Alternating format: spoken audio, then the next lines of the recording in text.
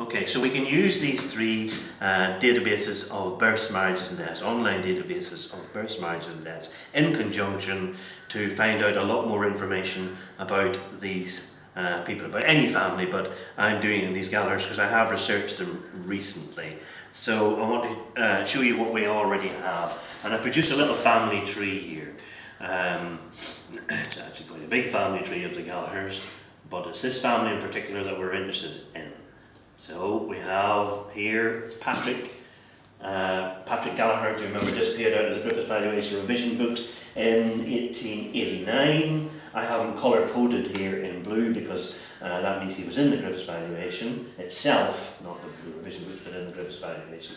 We discovered that he was married to Sarah. She took over from him in 1889 and disappeared in 1903 from the Griffiths Valuation Revision books. But we found out that she actually died in 1901, so we've got her dates up above there. She's colour-coded red, that means that she was in the 1901 census, 1901 or 1911. So was her son James, and James's brother Patrick. They were all in the 1901 census. If this was your family, if you were researching it, say James was your great-grandfather, if you're my age, James would have been born at about the time of your great-grandfather, you want to find out what happened to this family. Well, we know that he was married to an Ellen, so Ellen would be your great-grandmother, and you'd want to know what her maiden name was. And that's what we can use the databases of births, marriages and deaths to find out. You're not going to find it in Family Search. We need to go to Roots Ireland in order to do this. Roots Ireland is the best place. We're looking for a marriage, so click on to marriages. And we're looking for the marriage of a James Gallagher. So putting Gallagher in here. This database is a very unusual one in that it is spelling sensitive in some of these boxes, but not others. And it is not spelling sensitive in the very top one. So it wouldn't matter if Gallagher was spelt with a U, as it sometimes is. His name is James, and we know that her name is Ellen. So we put Ellen in, but don't forget that Ellen might be Eleanor, and this box here is spelling sensitive, so we might not find that. We know that they probably married in County Tyrone, and we also know, well, we actually know more or less exactly when they married because the 1911 census showed us they were married 8 years by 1911. But if we didn't know that, we could put in 1906 plus or minus 5 years. That will cover 1901 to 1911, the period between the two censuses, and we should get her somewhere. So clicking on search for the marriage, and there it is, 1903. With the current model of payments for Roots Ireland, I have already paid my subscription of £20 for a month, and incidentally, if you're thinking that, well, you might want to have it for more than a month, well, you can pay £20 for every month and it's cost something about £240 a year. That's an awful lot of money. So what I would suggest you do is that you have a splurge at it. You know what you're looking for. Take a month's subscription and get every Gallagher out of it you possibly can. Come back maybe in 6 months' time whenever you know more and have another month's subscription too. So, because it's costing us nothing, I can view that. Unlike at Groney, remember it cost me £2 every time and they didn't even let me keep it.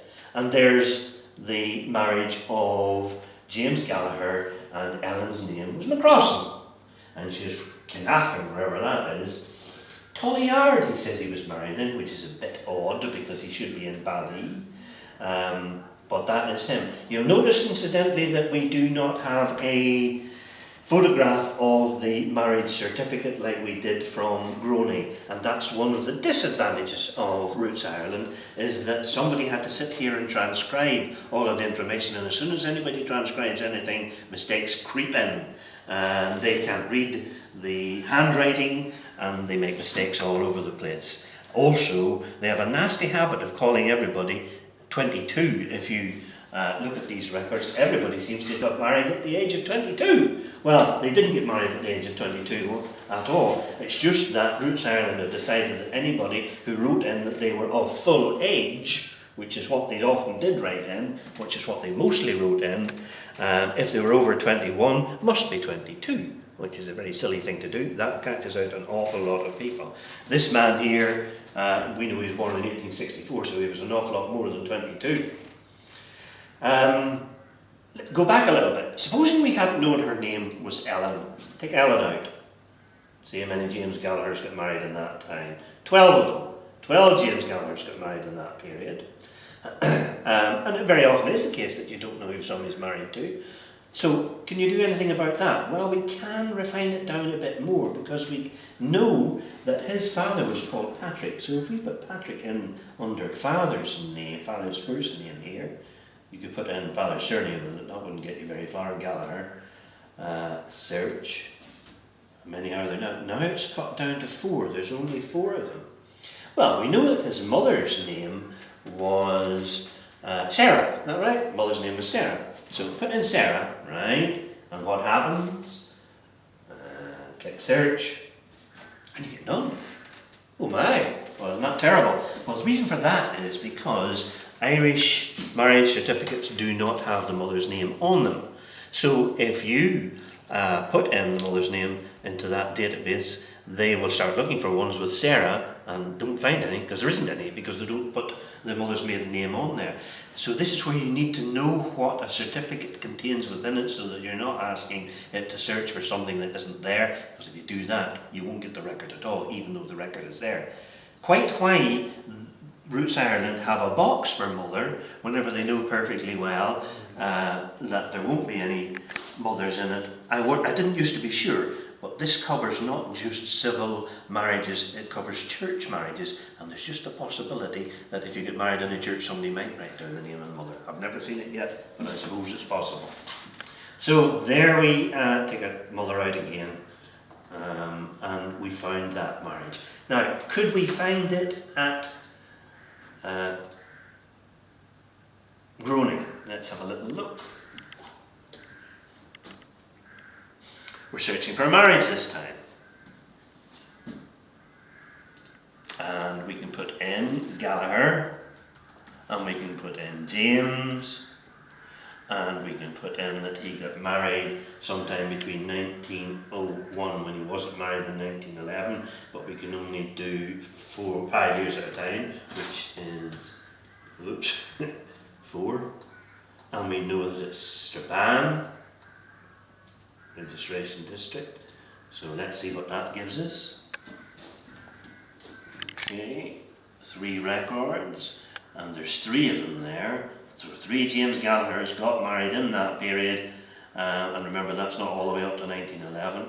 One of them was married to O'Donnell, one was married to McElhone, and one was married to McCrossan. Now we already know that it's this one because we found it elsewhere. So we found the marriage of James Gallagher and Ellen McCrossan in 1903 in Roots Ireland. And I've tried to explain that we have 3 databases we're using here: Roots Ireland, Family Search, and Groney. Roots Ireland is actually the best research tool of the 3. It's the most flexible because it's got so many different windows you can search with, and because it gives the records. If we've got the marriage of James, right, and we know that James was the son of Patrick, I wonder, was there any other sons of Patrick, brothers of James's, who also got married? Well, we can actually search for that. If I take out Ellen's name and I take out James's name, leave Patrick in to find out, was there any other sons of Patrick Gallagher who got married? Well, looking back to the family tree, remember that old James actually got married quite late in life. He was born in 1864, didn't get married in 1903. We would normally expect people being born in the 1860s to get married sometime 20 years later. So if I go back here and put in, let's say, 1884, and search the 20 years after that. In order to do that, I need to put in 1894 in there and do plus or minus 10 years.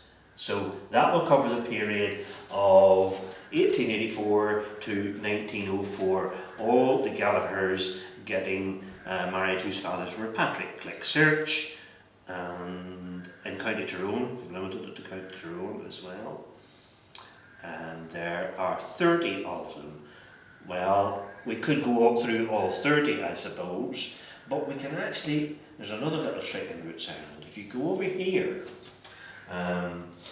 you can search, you can cut down the search a bit more by clicking on that magnifying glass. When you clicked on that, you get a new window down here, and you could put in the parish. But in fact, if you remember, these marriage records were at Strabane Registry Office. So I'll click on Strabane's Registry Office and see how many of that 30 marriages, there's only 12 of them now. 12 marriages of Gallagher's whose fathers were Patrick, recorded in Strabane Registry Office between 1884 and 1904. And then you can actually start to go through them, because there's only 12. Click on the view, because remember, it costs us nothing because we paid our £20 a month subscription, and this Francis Gallagher was from Cornavarro. Well, that's no good. Click the next one. Sarah Gallagher was from Lisnacrite, wherever that is, don't know. Click the third one. Anna Maria, Anna Maria Gallagher was from Bali, daughter of Patrick, getting married to someone called Hugh McGettigan of Holyhell. Well, that's in all probability, that's another daughter of Patrick and a sister of James getting married. So you're extending the family tree outwards in that way. But we can do more than that. We know that James married Ellen McCrossan. I wonder how many children they had. It showed that there was 3 still living by 1911. 1 dead. Wonder what the name of the dead one was. So we can go to baptisms, and we can say that we are looking for the baptisms of Gallaghers born to James and his wife Ellen, and in the period they get married in 1903. So if I put in 1913 plus or minus 10 years, I can take out the Strabane Registry Office by going up to the blank bit again. That should cover all the children born to Ellen, because 20 years is a reasonable time for a woman to be having children. Click on to search. Oh my goodness. Never mind 3, they actually had 11 children by the looks of things. We can check this, however, because there might be 2 James and Ellens, so let's put in McCrossan. Of course, we can just look through every one because it's free anyway, but to save us the bother, if we put in McCrossan, down to 5. 5 children. Patrick, John, Edward, Daniel and James. And James was born after 1911, so he'd not be in that 1911 census. And if we'd go back to the 1911 census, is that it there? We've got Patrick, John and Daniel. Patrick, John and Daniel, how does that compare?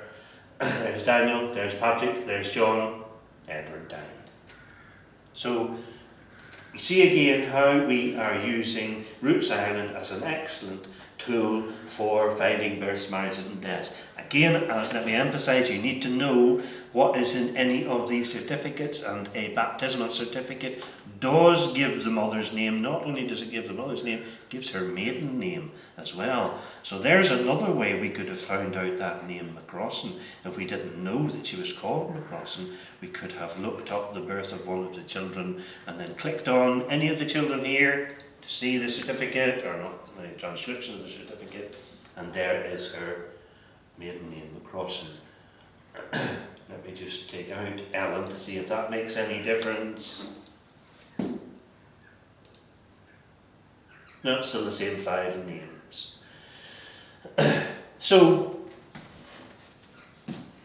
to summarise, in order to research births, marriages and deaths, you want to use the 3 online databases of Family Search, Roots Ireland and Growley. They each have their advantages and disadvantages. The main advantage of Family Search is that it is not spelling sensitive. It's totally free, of course, but the disadvantage is it only gives the indexes, it doesn't give the records themselves. Roots Ireland costs money, but it's only £20 for 1 month, and it is spelling sensitive sometimes, but not always. But it is a transcription, so therefore you might not have all of the records if somebody transcribed the name wrong. Grony On the other hand, although it costs £2 for every record, you can do an awful lot of searching before you actually have to pay for a record, and when you do pay for the record, you get the original record itself, so you can see exactly how it was written. So there you are, using births, marriages and deaths, and using those three databases, you can make an awful lot of progress in researching your family history in Ireland.